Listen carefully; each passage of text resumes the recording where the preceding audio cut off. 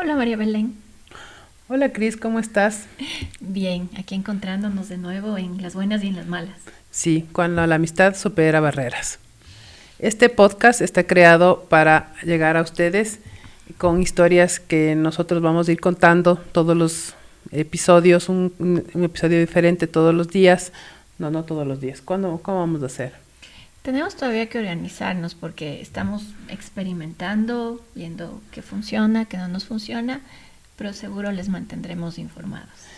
Hoy vamos a hablar de el primer año de la maternidad, de la sombra y de algunos otros temas más que son súper importantes y que les vamos a compartir nuestras experiencias. Sí, y justo cuando terminábamos de grabar el primer capítulo de este podcast, decíamos cuál sería como el hilo conductor más coherente para poder darle una secuencia a lo que venimos un poco conversando. Y yo recordaba de un libro que lo leímos y también le recomendé a María Belén leerlo, de una autora argentina que se llama Laura Goodman. Este libro es La maternidad y el encuentro con la propia sombra. Y más o menos en resumen nos va contando qué es lo que sucede con la mamá cuando ya finalmente el bebé llega a la vida, ¿no? Porque los 9 meses del embarazo son lo mejor del mundo. O sea, para mí fue una cosa maravillosa. Las uñas no se rompían, el cabello estaba largo, la piel súper reluciente, todo el mundo te cuida, te mima. Entonces fue como un momento muy chévere, con sus altos y bajos, porque yo, por ejemplo, tenía problemas para trabajar. Era como, estaba de pronto haciendo algo y ¡pac! Se me dispersaba totalmente la atención. No sé si a ti te pasaba algo parecido. Mi maternidad también fue lindísima y lo que sí tenía era un poco de sueño en la tarde, pero no estaba tan dispersa. Ya. Y sí estaba súper mimada y cuando ya nació el Nicolás ya todo el mundo le mimaba a él y no a mí. Ese es el otro detalle.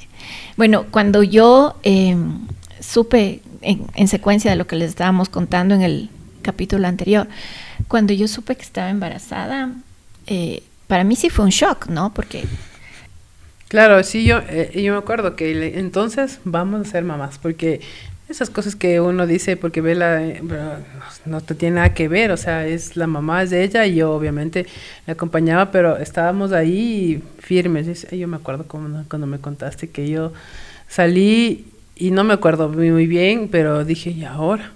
¿Cómo es que hay que tener un hijo?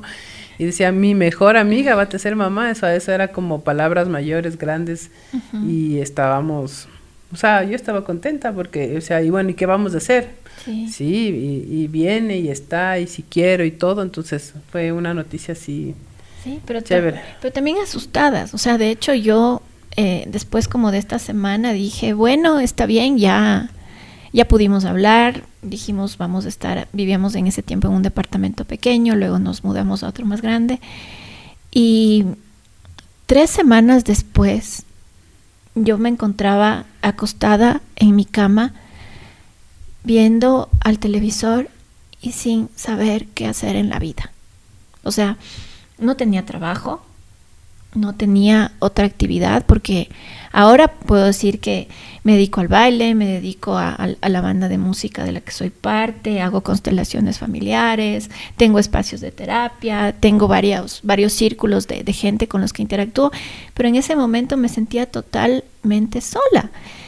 Y claro, entré en un modo angustia que mucho tiempo después supe que tenía que ver con todo este desfile de hormonas que hacen que uno realmente se convierta en otra persona. O sea, esos primeros 3 meses del embarazo es como, hay quienes en son de broma dicen, es que tengo un alien en mi panza y este alien me está robando la información, el cerebro, la personalidad. Y un poco es así. Lo digo desde mi experiencia. Quizá cuando como mamás nos hemos preparado más para esta parte física, las cosas son diferentes, pero yo en verdad sí me había preparado un poco, pero no tanto como María Belén, que compró un seguro, organizó todo y demás. Y claro, me sentía tan rara, sentía pesadez, sentía mucho sueño, tenía toda la comida tenía un olor horrible. Era una época en la que yo sobrevivía de pan, arroz, papas y carne.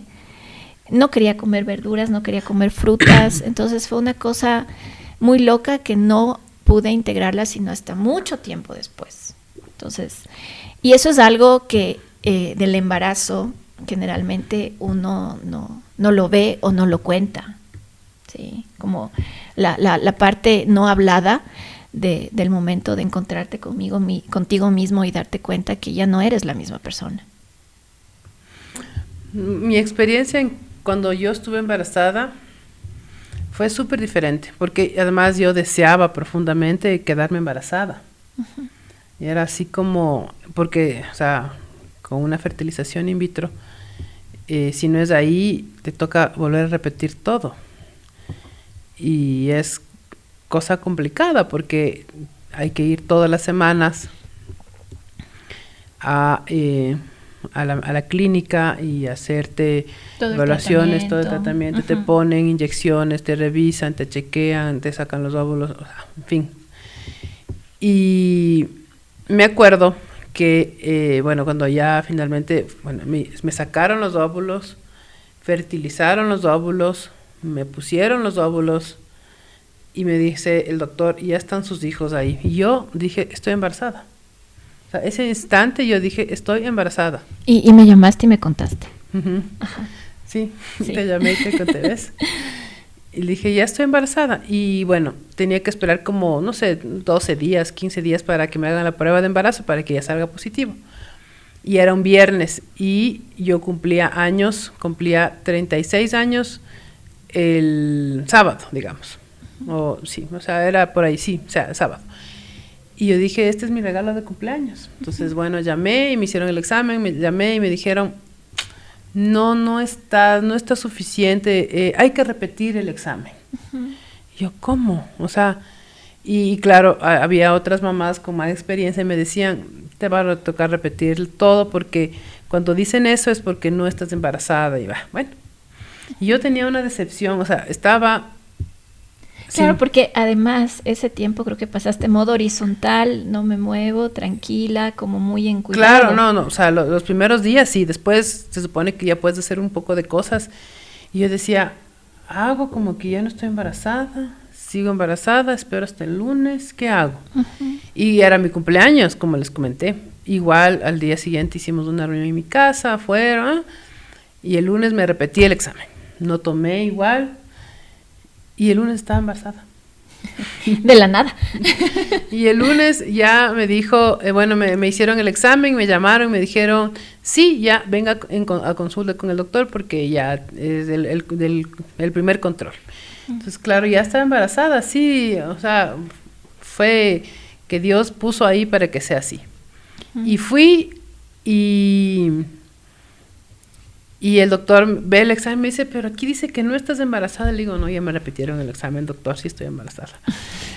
Y fue, yo tenía tantas ganas de estar embarazada, de ser mamá así por primera vez de mi propio hijo y no de los hijos de los demás o de las amigas y todo, que para mí fue un embarazo hermosísimo. O sea, yo sí estaba súper feliz yo les digo que para mí el embarazo fue como estar enamorada. Yo todos los días me levantaba súper bien, súper contenta. Era como que lo más importante en mi vida había pasado. O sea, todos los días de mi embarazo, abría los ojos y estoy embarazada. Yo estoy embarazada.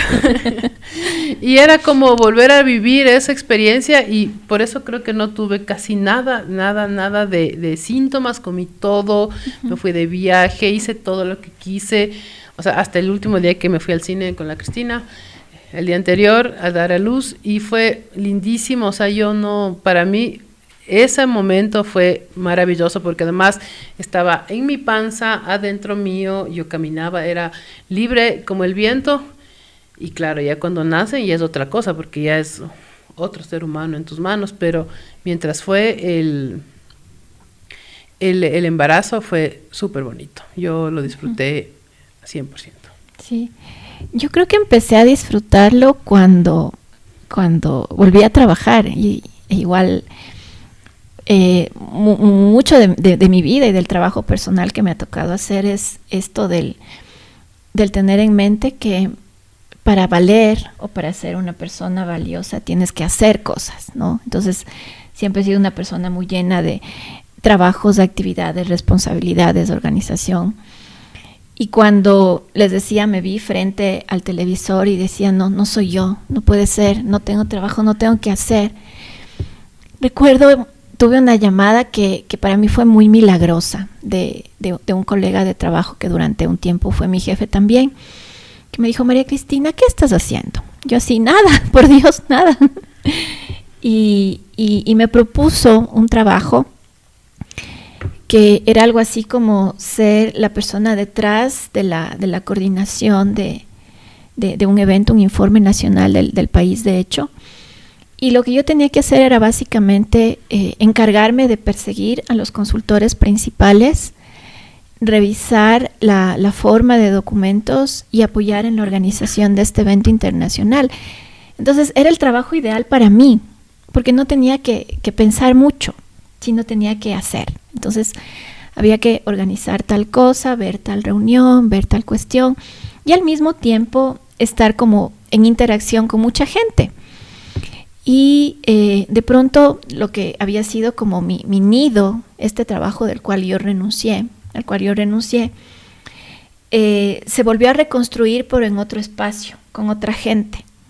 Entonces tenía personas que efectivamente me vieron embarazadísima porque yo fui ya con barriguita cuando estaba ya como de 4 meses y tenían todo el cuidado del mundo, ¿no? Entonces era una institución pública, pero yo era como una contratada externa.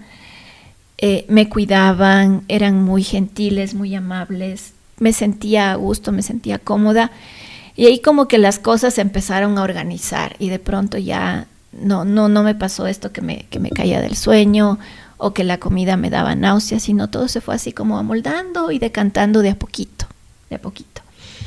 Ese es como un lindo recuerdo que tengo. Y el otro lindo recuerdo es que mi mamá me dijo, hija, cuando nazca el bebé ya no vamos a tener oportunidad de hacer cosas juntas, las dos.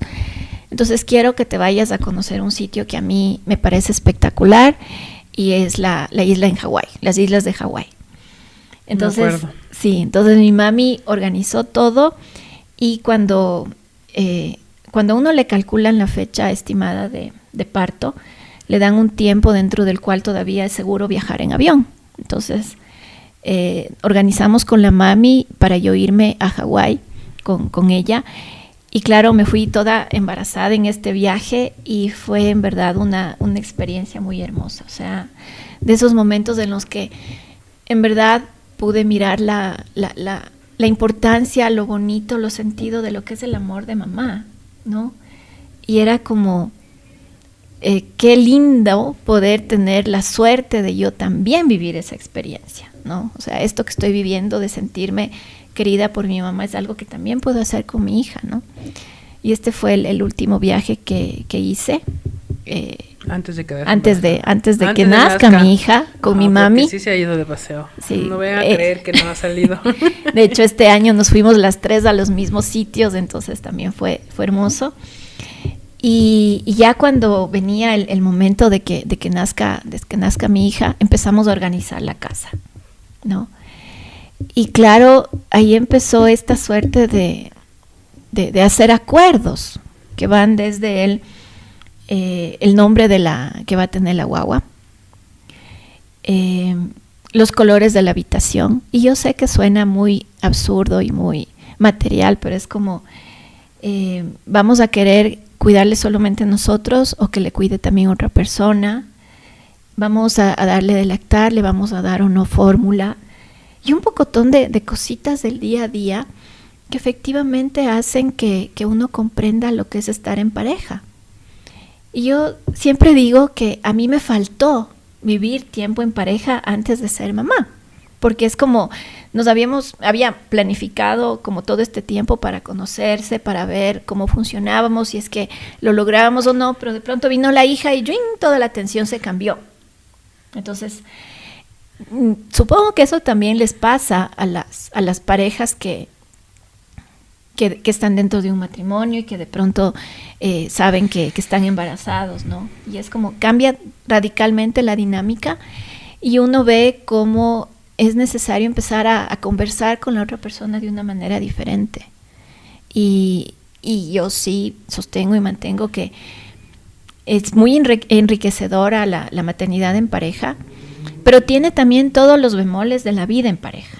Y yo a veces le digo a Belén, mira, estar en pareja, cierto es que uno tiene ese gusto, esa ilusión, pero no es algo fácil. A uno no le enseñan a ser pareja. Eso que uno ve en las películas o en las novelas del amor romántico no es lo que es una vida en pareja. Y creo que vivir la experiencia de la maternidad acompañada de una pareja es algo sí diferente, hermoso, pero que te plantea retos nuevos, situaciones que pueden ser muy fácilmente llevadas, pero hay otras que también pueden ser muy complejas. Bueno, yo no tengo pareja, no tuve pareja cuando nació mi hijo, y yo les oía, yo iba al regazo, yo fui al regazo. El regazo es una instancia, digamos, de justamente de donde yo di a luz, que se llamaba, es una clínica que es como más, digamos, más holística. Entonces, a partir de eso, el doctor me dice, y te recomiendo que después vayas al regazo. La Sami, que es la esposa del doctor, dice, ella organiza y hace aquí los martes, los jueves, ya no me acuerdo bien cuándo era. Ven. Y yo, bueno, di a luz un martes y el siguiente martes ya estaba en el regazo porque dije, o sea... ¿Y ahora? Y ahora, claro, o sea, di a luz, me fui a mi casa, mi mamá se fue a vivir conmigo, mi mamá vive con mi papá y mi abuelita vivía en ese momento y se fueron a vivir, mi mamá se fue a vivir conmigo. Pero no, o sea, mi mamá no es mi pareja, o sea, eso era así como mi mamá tiene su vida, o sea, ella se levantaba y se iba a trabajar y regresaba tarde y yo con el guau así marcada y ahora, ¿qué hago? O sea, esta interacción con otra persona que por lo menos está en las mismas circunstancias que tú, o sea, con un guau ahí, ¿cómo hacemos? Con 2 horas, ¿qué será? Yo no tenía eso, entonces yo... O sea, sí, o sea, el día martes siguiente estuve en el regazo, o sea, mi guagua tenía 7 días de nacido y yo con una criatura así recién nacidita y desde ahí el regazo fue como 3 años que pude ir, o sea, eventualmente, después ya tuve que trabajar y así, pero fui. Y claro, o sea, y yo les oía y decían, ay, es que el fulano, ay, es que el sultano, y yo decía, bueno, pero ustedes tienen con quién dialogar. En la noche, cuando el guau se despierta, le pasa algo, o sea, yo tenía que cogerle y ahí adivinar, por lo menos con alguien, ¿qué será? No sé, buscan en el internet, no sé, cualquier cosa, llámale a alguien, no sé, sale a la ventana, grita algo. Personal de apoyo. Personal de apoyo, pidan, pero yo no tenía, entonces, y decían, bueno, uno realmente cuando puede quejarse de alguien, hasta para eso hay que tener a alguien, ¿para quién? Porque yo no tenía con quién quejarme de nada, o sea, había sido mi decisión, yo había decidido ser mamá, yo me fui, hice una fertilización y mi hijo nació y estaba ahí y me tenía que hacer cargo de mi decisión, tal cual como era. Entonces sí es como, o sea, sí, o sea, no decidí, yo decidí todo, decidí cómo era el cuarto y la cama y el nombre y todo sola. Pero así como uno decide todo, también tiene la responsabilidad de todo. O sea, es como cuando te jalas, solita uno se jala y ahí uno tiene que, o cuando al guagua no le va bien en algo, es como a quién le cuentas esta circunstancia que te sucede, porque le puedes contar a una amiga, le puedes contar a tu mamá, pero no es responsable como la pareja. O sea, en tu caso, si tú le cuentas algo al papá de la guagua, él tiene la misma responsabilidad que tú, la misma, no hay ni más ni menos. Sí, sí. Entonces, inclusive de las malas decisiones, ahí. Pero aquí no, aquí es yo solita, si la friego sola, y si la arreglo sola. Entonces, sí es muchísima responsabilidad. Entonces, Si es que hay ya alguno de ustedes quiere tener un guagua en las mismas circunstancias, es lindo, pero es una responsabilidad gigante. Y si es mejor, o sea, no sé, no he tenido, pero acompañado de un buen papá, no sé si una buena pareja. A veces, como he oído muchas veces, paternamos súper bien, pero pareja no somos. Entonces puede ser que se busquen una persona que ustedes vean que tenga la madurez para ser un buen papá, aunque no sea una buena pareja. Entonces, porque se puede maternar así también. Uh-huh. Y volviendo al tema del libro que les comentaba de Laura Gutman, de la maternidad y el encuentro con la propia sombra, tiene mucho que ver con cómo desde el embarazo y hasta cuando ya nace el bebé, esta respuesta hormonal que tiene nuestro cuerpo nos hace volver a sensaciones, a recuerdos y a memorias que están guardadas en el cuerpo, pero de las cuales quizá no somos muy conscientes, ¿no? Y con eso tiene que ver toda esta etapa del posparto, la famosa depresión posparto que tienen las mujeres después de dar a luz, y que incluso hay quienes, bueno, está documentado, tiene que ver desde con una aprensión totalmente respecto del bebé. Yo recuerdo en mi familia, una tía mía cuando nació mi prima, tenía una cuestión de no le miren, desinféctense con alcohol las manos, no le toquen, cuidado el aire, cuidado las cosas. O sea, es como un volcarse mucho hacia ese cuidado de algo que salió de mí, pero tal cual, soy 200% responsable. O el otro lado que es como, no sé por qué, pero no quiero saber nada. Me molesta que llore, me molesta que grite, me molesta tener que cambiarle los pañales. Y toda esta curva de emociones tiene que ver con eso, o sea, las hormonas y por otra parte todo lo que en nuestro inconsciente se despierta cuando nace el bebé. Cuando como persona, como mujer, como mamífera, te ves totalmente vulnerable ante un ser tan chiquitito y no sabes qué hacer, porque de pronto empieza a llorar y obviamente estoy hablando de los primeros días, ¿no?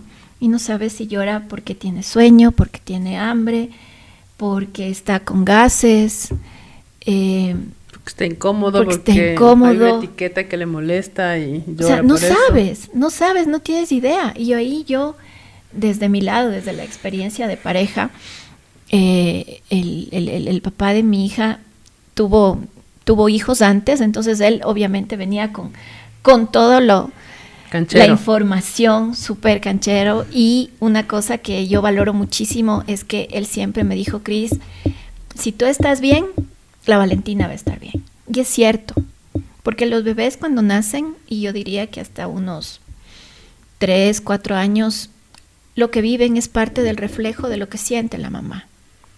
Cuando mamá está muy tensa, está muy preocupada, está muy cargada, fijo que los guaguas se llenan de gases, no pueden dormir, están molestos, se vuelven muy inquietos. Pero una mamá que logra estar más tranquila, más contenida, más cuidada, es como a su vez proyecta esta tranquilidad en su bebé, y el guagua también está así como más tranquilo. Entonces, a mí sí me pasaba que estaba yo todo el día con Valentina. Mi mamá no se mudó a vivir conmigo porque obviamente estábamos en la casa de pareja, pero ella venía en la mañana, creo que era a las 8 de la mañana y se iba a las 6 de la tarde. Entonces me acompañaba todo ese tiempo, pero eran las 6:15, las 6:20, Valentina empezaba a ponerse molesta y yo lo único que hacía era mirar el reloj esperando a que lleguen las 7 de la noche para cuando llegue el papá decirle, toma, hazte cargo de ella. Porque era como, ya no sé qué hacer, ya se me acabó la imaginación, se acabó la batería social, por favor, hazte cargo de la bebé. Y eso me pasó a mí. Yo he escuchado que hay mamás a las que efectivamente les pasa esto, pero es parte del proceso, parte de estar conociendo a un nuevo ser, pero a su vez reconociéndote como persona, ¿no? Y bueno, ahí les cuento mi caso. Yo trabajaba cuando yo estaba yo trabajé hasta el día anterior de dar a luz. Bueno, no porque era carnaval. Y además nos fuimos al cine. Pero dejé una notita porque yo tenía gente que estaba a mi cargo, no es que, bueno. Y dije, yo regreso a trabajar, no sé, o sea, a mí me encanta trabajar también, soy un poco workaholic. Y yo decía, regreso a trabajar en un mes, antes de cumplir los 3 meses. O sea, no sé qué tenía, cómo me imaginaba yo mi maternidad, pero bueno. Express. No, es que con él. Como decidiste todo, entonces tu siguiente decisión era esa. Claro, no con él, Claro, el Nico. O sea, claro. el Nico iba a estar en mi trabajo y casi iba a poner una cuna al lado y ahí. Uh-huh. Bueno, pero nació él y ahí, o sea, ya todo lo cambió, porque yo le vi y dije, no, o sea, y esto que dice la crisis de la aprensión, decía, yo no quiero que él tenga se envuelva con mala energía. Uh-huh. Entonces, sí era muy recelosa de la gente que me iba a visitar, que la marcaba, que le cogía, que le ponía, que le bajaba, sí era recelosa, no dejaba que todos la marquen. Había gente con la que decía, tú no.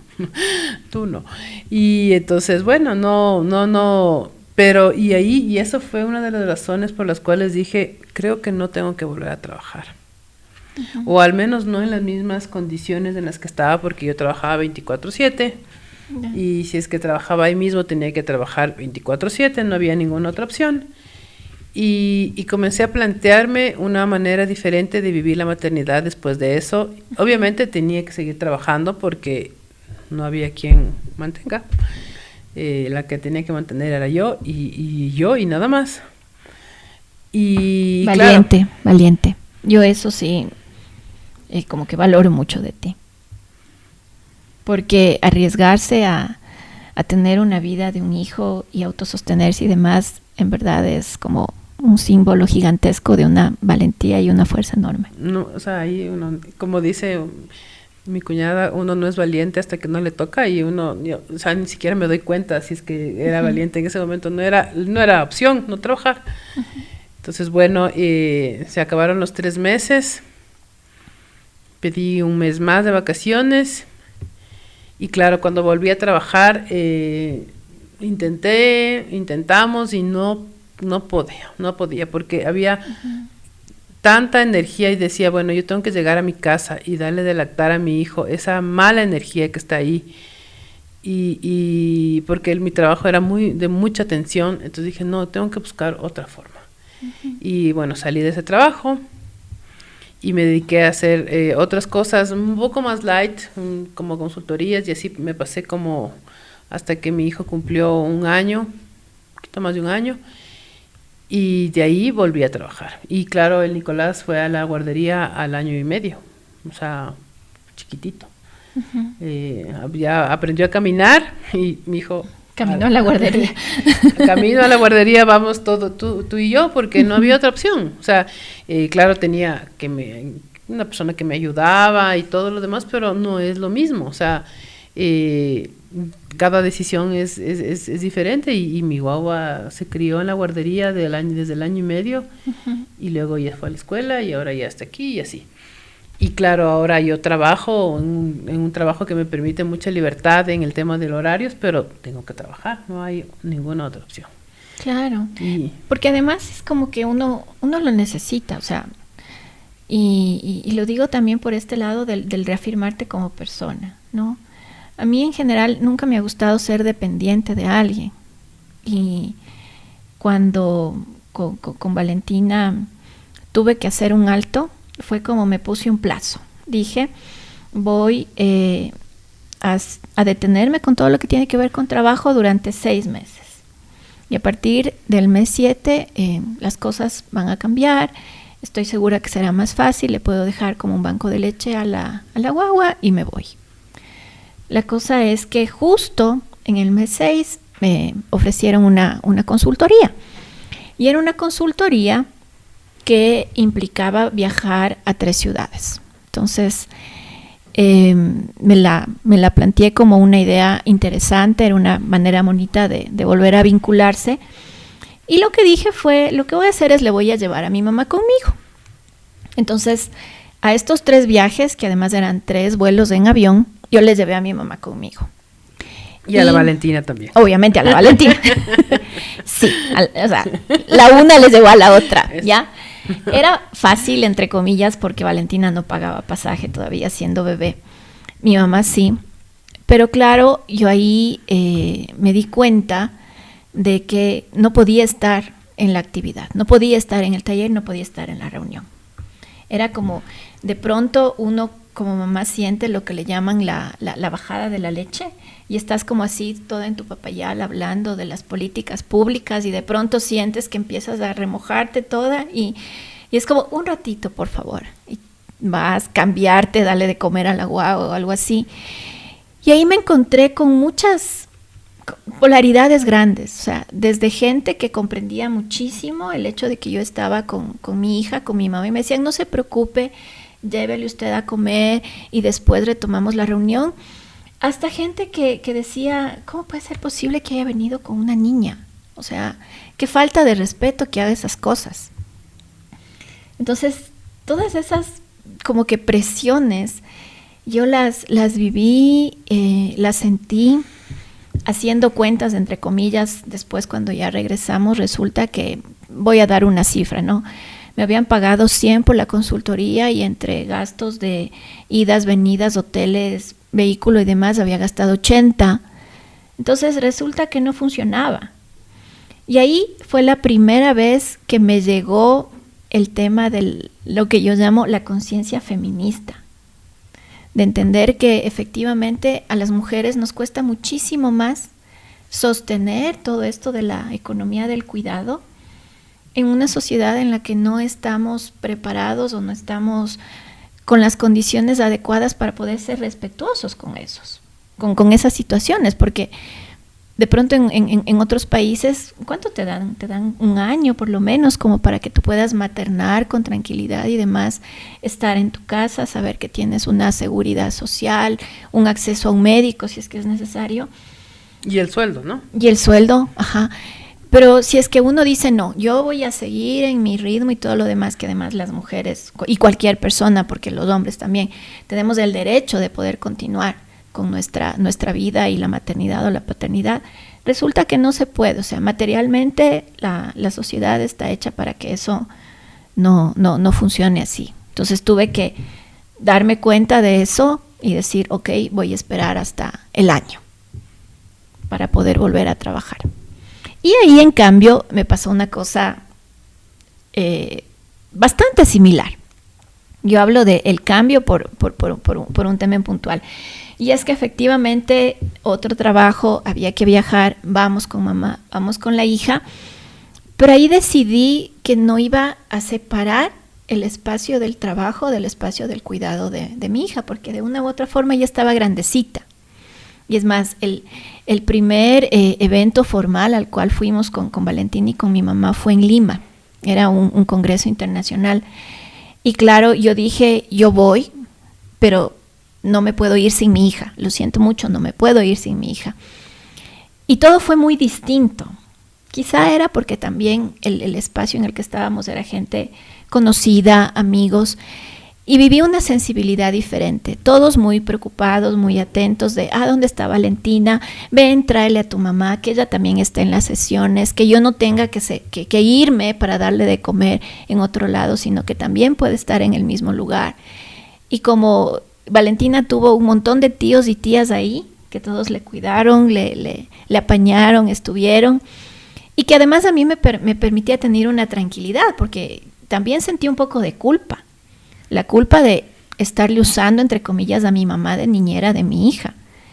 Y eso es algo que también como que me golpeaba un poco, ¿no? Porque si bien es cierto, era el viaje y todo, pero quien tenía al final del día que hacer el trabajo fuerte era mi mami durante el día. Yo en la noche, pero ella durante el día.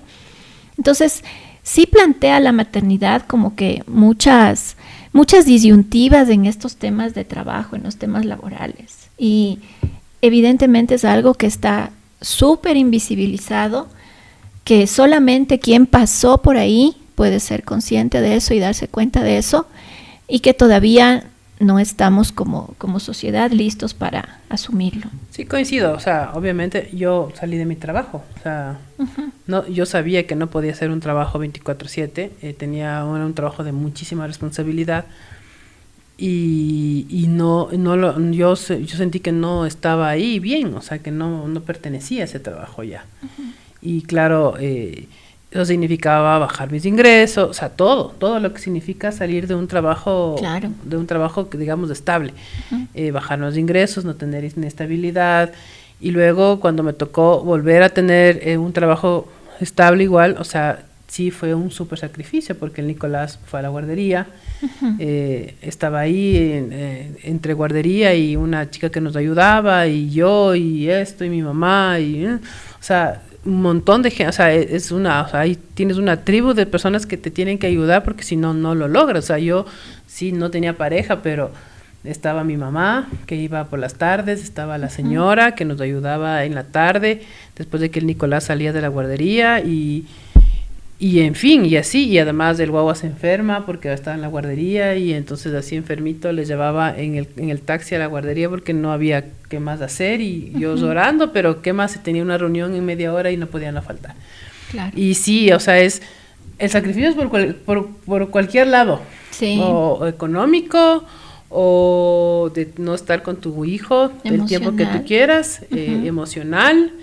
Y la culpa que tú dices es una cosa brutal, pero, o sea, en mi caso no podía tener culpa, porque si no, no teníamos que comer. Claro. O sea, aquí era o trabajo, o sea, no había una disyuntiva en mi circunstancia. Y bueno, pero todo se pasa, o sea, yo digo eso, si es difícil, si es duro, ahí está, y por eso es que todas las formas de maternidades funcionan. Sí. No trabajar funciona, está súper bien, hubiera sido un éxito no trabajar, pero a veces se toca y entonces también está bien, y a veces le tienes que llevar a tu mamá de viaje y también está bien, y a veces le tienes que dejar a tu guagua en el lugar con el papá y mientras tú te vas de viaje y también está bien, todo está bien, o sea, no hay una cosa que esté mal, mientras tú sientes en tu corazón que esa es la solución, o con otra persona, porque a veces hay personas que les tienen que dejar, no sé, con la tía, con la amiga, o con lo que sea para ir a trabajar, y también funciona. El hecho es que las mamás nos sintamos seguras de lo que estamos haciendo y que no tengamos esta culpa que nos está llevando a decir qué malas mamás que somos, cómo hemos hecho eso. O sea, ese es como el resumen más bien de eso, o sea, de que la maternidad se vive y la sombra existe, de hecho sí, pero hay que superarla, hay que ver la luz y los guaguas son súper moldeables, ellos viven todas las experiencias y aprenden de todo y cuando uno les quiere, quererles es lo más importante, creo. Sí, sí, y también como retomando una idea que comentamos en el episodio anterior, darnos cuenta que como seres humanos somos nosotros quienes escogemos la mamá y el papá ideal, adecuado y perfectos para poder experimentar en esta vida lo que nuestra alma necesita experimentar, ¿ya? Entonces eso para mí ha sido, desde el punto de vista ya de los procesos personales, como muy sanador. El comprender que no hay mala mamá, no hay mal papá, ¿sí? Hay circunstancias que nosotros escogimos y que las escogimos porque era exactamente la lección que como seres humanos queríamos vivir. Incluso cuando hablamos de los seres que no llegaron a encarnar, de los niños que fueron perdidos, sea por abortos voluntarios o espontáneos, ese era el destino que esos niños escogieron. Entonces, cuando uno puede mirar todo esto desde un lado como más compasivo, más amoroso, y entender que las cosas son perfectas por el hecho de existir, por el hecho de estar, y no por lo que tengo que hacer, sino por lo que ya en esencia soy. Entonces eso sí te da como mucha más compasión y mucho más amor con uno mismo. Y lo otro que complementando lo que dice la Cris es el tema energético. O sea, somos de energía, Dios es la energía más grande que tenemos. Todos somos parte de esa gran conciencia grande, gigante que existe, y todos estamos ahí, y todos podemos volver o sea, como reorganizarnos, digamos, de una manera, y volver, y podemos como sanar esto, ya sea aquí, o sea, en esta inconsciencia universal. Entonces, todo lo que pasa en el mundo, vemos guerras, niños perdidos, matanzas, todas esas cosas terribles que sí pasan. La esperanza es esa, que todas esas personas se vuelven otra vez de energía y que pueden volver a reorganizarse y pueden volver a tener una vida diferente, energéticamente, digamos, o sea, reorganizada de otra manera. Entonces, es como lo más chévere, porque a veces hay cosas que tú no entiendes, ¿cómo puede pasar esto? ¿Cómo un papá? ¿Cómo la guerra? ¿Cómo? Bueno, es parte de las cosas que, si hay la luz, hay la sombra, siempre. Y si es que hay luz en un lugar, tiene que haber sombra en otros lugares, y energéticamente nos podemos reorganizar. Entonces, esa es como la esperanza, como la luz que se ve en el camino, y para los momentos difíciles es como la respuesta también. Sí. Y para ir cerrando, Belén, ¿qué harías diferente o qué crees que podías haber hecho diferente con tu maternidad? ¿Qué haría diferente?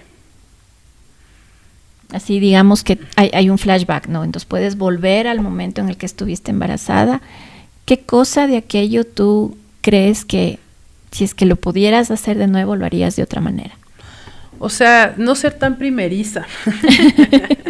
5. Sí, eso, porque es como que cuando uno está muy aprensivo del guagua, le transmites esa aprensión. Tal vez eso sería o sea, porque de ahí, o sea, yo amo mi maternidad, me encanta, me fascina, me trabajaría más yo, tal vez antes de eso, un poco más, para ser un poco más paciente, o sea, N cosas que yo ahora sí me latigo un poco, pero de ahí, no, o sea, creo que es perfecto, y que yo estoy agradecidísima y que yo disfruto cada día de ser mamá, o sea, todas las cosas disfruto un montón, y más bien estoy pensando en mi plan B cuando ya no tenga que ser mamá 100%, para ver qué voy a hacer y a qué me voy a dedicar toda esta energía que ahorita le invierto en el Nicolás, y yo me divierto un montón, o sea, mi casa es mi cueva con él y soy muy feliz. Lo que yo creo que haría diferente es como permitirme confiar más en la vida, en las personas que están conmigo, para poder fluir y no tal cual, no darnos con el látigo. Yo también he amado muchísimo mi maternidad con Valentina. Como les suelo decir, ella es como el ser ideal que la vida me regaló. Entonces, poder disfrutarla más, ¿sí? Poder como permitir que más ella sea como es, aunque en verdad creo que ha sido una niña que ha crecido muy siendo libre en ese sentido, pero también yo permitirme disfrutar de esa libertad de ella.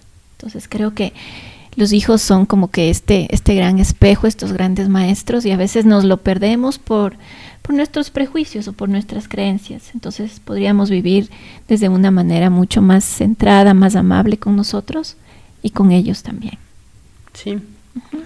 Sí, que sean más libres, que puedan tomar más decisiones. Uh-huh. Que disfruten su experiencia de vida. Sí, o sea, y ahorita que ya tú y yo estamos como mamás de adolescentes y preadolescentes, ahorita es soltarles. Uh-huh. Sí. O sea, esa cosa que es tan difícil, tan complicada y que estoy ahí repasando, pero sí, hay que soltar y que vivan lo que tienen que vivir y que regresen cuando necesiten, pero ya no son nuestros. Sí, ya fueron. Y tal cual, si amas a algo, déjalo libre. Gracias, Belén. Gracias a ti, Cris. Fue un episodio bien bonito.